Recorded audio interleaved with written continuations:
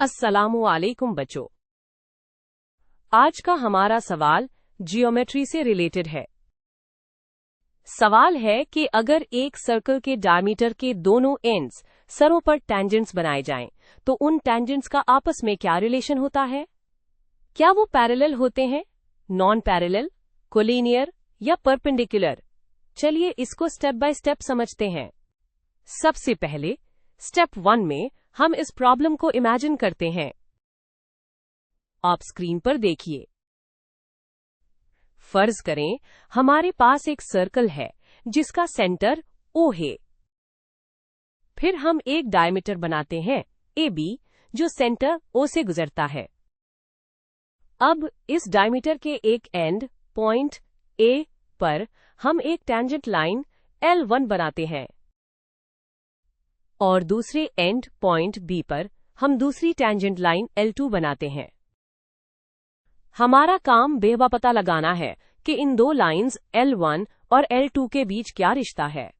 अब स्टेप 2 में हम सर्कल ज्योमेट्री का एक बहुत ही अहम इंपॉर्टेंट थ्योरम याद करते हैं।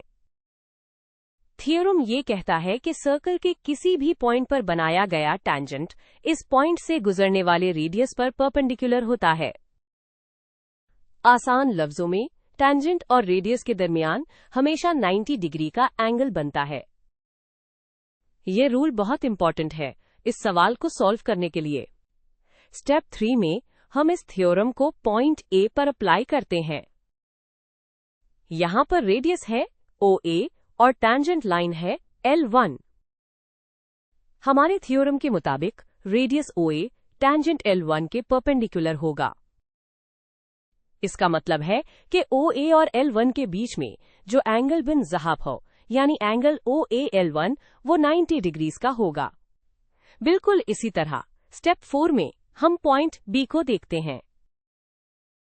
यहां पर रेडियस है OB और टेंजेंट लाइन है L2। थ्योरम के मुताबिक रेडियस OB भी टेंजेंट L2 पर परपेंडिकुलर होगा।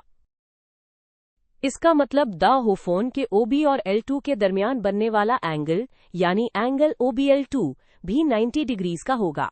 अब नते हैं स्टेप 5 की तरफ, जो कि बहुत इंटरेस्टिंग है। जो हमारा डायमीटर AB है वो एक स्ट्रेट लाइन है जो दोनों टेंजेंट लाइंस L1 और L2 को काट इंटरसेक्ट रही है। जियोमेट्री में ऐसी लाइन को ट्रांसवर्सल कहते हैं। हमने जो दो एंगल्स मालूम किए थे, एंगल BAL1 और एंगल ABL2, ये दोनों 90 डिग्रीज के हैं। यह एंगल्स ट्रांसवर्सल की ऑपोजिट साइड्स पर हैं और दोनों टेंजेंट लाइंस के बीच में हैं। ऐसे एंगल्स को ऑल्टरनेट इंटीरियर एंगल्स कहा जाता है। स्टेप 6 में हम ज्योमेट्री का एक और रूल इस्तेमाल करते हैं। रूल ये हो कि अगर एक ट्रांसवर्सल दो लाइंस को इस तरह काटे कि ऑल्टरनेट इंटीरियर एंगल्स बराबर इक्वल हो जाएं, तो वो दोनों लाइंस पैरेलल होती हैं। हमारे केस में हमने देखा है कि दोनों ऑल्टरनेट इंटीरियर एंगल्स 90 डिग्रीज के हैं, यानी वो बराबर हैं। तो चलिए अब हम नतीजा कंक्लूजन निकालते हैं। स्टेप 7 में क्योंकि हमारे alternate interior angles angle BAL1 और एंगल ABL2 बराबर हैं, इसलिए हम कह सकते हैं कि दोनों टेंजेंट लाइंस L1 और L2 आपस में पैरेलल हैं। यही प्रॉपर्टी हमें बताती है कि हमारा जवाब क्या होगा।